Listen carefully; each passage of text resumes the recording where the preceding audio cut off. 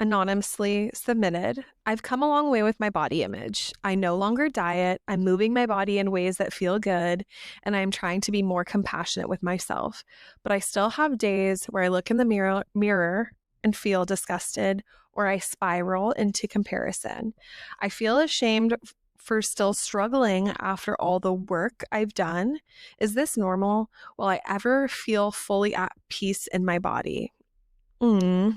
That's so beautiful and a vulnerable question. And I love that this is here. I love that this is here because I feel like so many people will resonate with this, Absolutely. men and women. I know most of our audience is women, but I think it's so, like body image issues is so pervasive these days because of the ready access we have to so much comparison. And I think I spiral into comparison is here when looking in the mirror and feeling disgusted. And so, gosh, there's so much here. Yeah.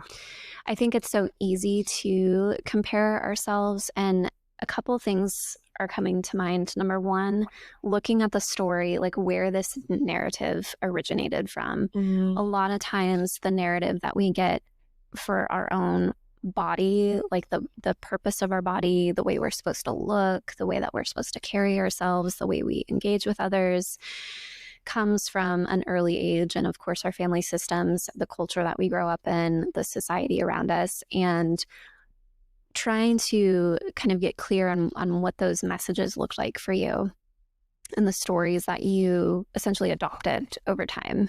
And that can be helpful. I think too, this is one of those things that is super helpful to work through in therapy, like with someone to walk through this with you, especially if it's pretty deeply rooted, because there's a lot to unpack, I think, sometimes in the narrative that was created that is now showing up in adult life. So I think there's that piece. And I think too, the comparison piece, again, like trying to turn down the volume on those things. Like if you're following accounts, for example, or looking at, like, find yourself seeking out images of things in a way that's not for like inspiration or motivation, but from a place of comparison. And so that I can say I'm disgusting, or I am ashamed of who I am or what I look like, or whatever the case is. When you look in the mirror, you got to turn down the volume on those things. Like, it's not helping you in any way. It's actually harming you. Mm-hmm. So those are just the first two things that are coming to mind here for me. Yeah, I love that. This is like you said, such a relatable question, I feel like, for everyone. And a tip that I have just from my own experience, something I've done with social media, because like I think you and I both can like speak to body image issues. Especially if you grew up in the early 2000s Mm-hmm. in the United States of America, or anywhere, my heart is with you, because every time that a size 2 model was called fat on the cover of a magazine when we were kids, like that was so problematic. And it does damage, like whether we consciously or subconsciously like realize the way that like media and and now social media has impacted the way we view ourselves or view what's attractive or whatever. It does have an impact on us. And so recently, something that I started doing probably like 6 months ago on social media is following women with real bodies, like influencers with real bodies. Mm-hmm. And I'm not like seeking out, but like if there's someone that's aligned, like, oh, maybe like there's one woman I'm thinking of. I don't know her tag at all, but she has the cutest outfits. And I like am always inspired by her, because like, you know, we all want to be a little cutesy, and she has really fun just fashion sense, and she shares like where she gets her clothes, but she has a very real body. And I think, not to say that people who are like innately tiny or whatever, like we all have different bodies, and recognizing that we all, whether it's genetically, hormonally, like there's so many factors that can contribute to certain things.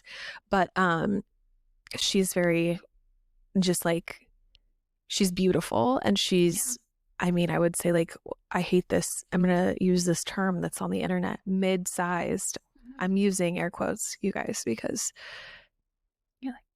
what normal like, what does that mean? What does that mean? That's the other thing too. Like we have to slap labels On it, all of this. it's crazy. And I'm like, what It's does so harmful. it is harmful. And so, but I have like crowded in, you know, some things that like actually like bring a little bit more like health in the sense that I like what when you get on social media, maybe if what you're looking at is all these things that like Kayla mentioned are bringing you to a place of comparison or like beating yourself up or like means to be cruel to yourself, that's not healthy. And so like crowding in things that actually help you like feel beautiful, feel a little bit more compassionate to yourself, that can be helpful. And also like just taking a social media break. Like if you're getting on there and all you're doing is comparing yourself, your life, how you eat, what you're wearing, like what you're doing to other people, that's a good indicator. It's time to like put down the phone, take a break, and